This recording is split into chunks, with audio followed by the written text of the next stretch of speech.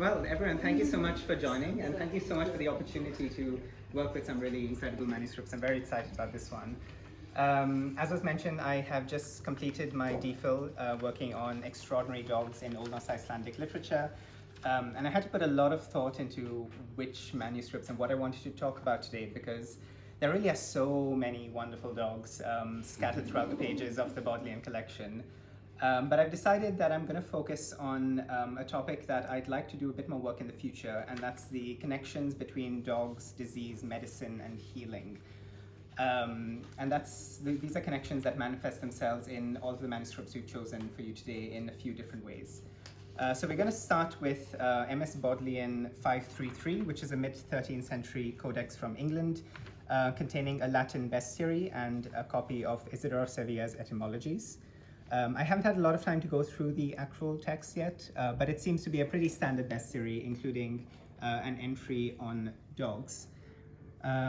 Starting with a charming but slightly puzzling illustration of what I think may be a dog, a shepherd, and his sheep, possibly including a wolf with a staff. I'm not entirely sure, but you can maybe figure out the interpretation yourselves.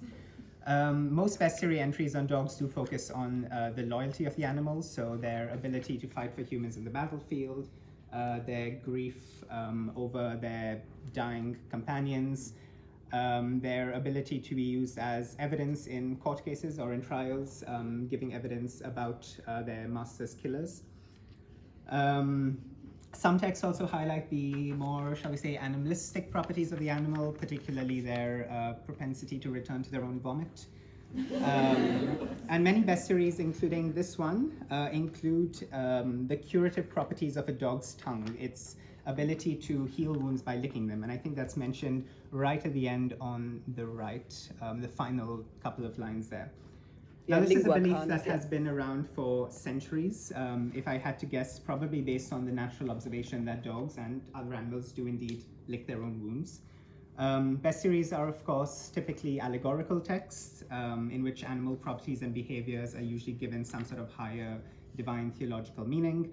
And the healing dog tongue is also a fairly popular allegory in Christian writings.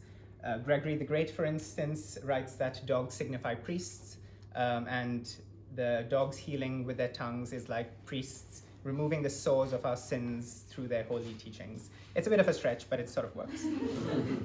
But this property is taken quite literally in a couple of important biblical and hagiographical stories, most prominently that of the beggar Lazarus in the Gospel of Luke. So the story goes that while a rich man is enjoying a great feast in his hall, the poor Lazarus is lying outside at the gates, begging for crumbs from the table, while some dogs come and lick his wounds. This was a hugely popular story in the medieval ages, in particular in medieval iconography, including in the gorgeous golden Munich Psalter, a copy of which I printed out today just because I love it so much. But also in Bodleian's Latin liturgical B2, which is a late 11th century Flemish homiliary. And you can see on the left here a nice little sketch in red of Lazarus and a dog licking his wounds. There are a couple of different interpretations of the dog's role in the story, either helping relieve his pain by healing the wounds by licking them, or alternatively torturing him even more by licking the open wounds and causing him greater pain. Ultimately, the lesson being that when they both die, the rich man goes to hell and Lazarus goes to heaven. And in the Golden Munich Psalter, there's a really nice parallel where dogs are torturing the rich man in hell. But Gregory the Great tends to prefer the former interpretation, so that of dogs healing his wounds, and therefore providing him some relief before his eventual end. The second, even more significant Christian figure with a canine connection is Saint Roch, one of the Middle Ages' many plague saints. According to his hagiography, Saint Roch was tending to some sick patients in Italy when he himself contracted the plague. Like a good citizen, he chose to self-isolate and withdrew into the forest, where he would have perished had it not been for the dog belonging to a local nobleman, who came to him, gave him company, and brought him bread every day. And that's what you see in this manuscript. This is the early 16th century MS Douce 264, with the classic image of Roch showing off his usually very muscular but plague-ridden thigh. And in some cases, the dog also licked his wounds to heal them. So really a very early example of a support animal, because of whom Rock is also now the patron saint of dogs. Speaking of support animals, the Bodleian also has at least 2 medieval manuscripts with possible, doubtful, but possible illustrations of guide dogs for the blind. These manuscripts are unfortunately too valuable to be viewed today, but I've printed out a couple of images from them. I think the one on the right is more convincing because you can see the eyes sort of blurred out a little bit.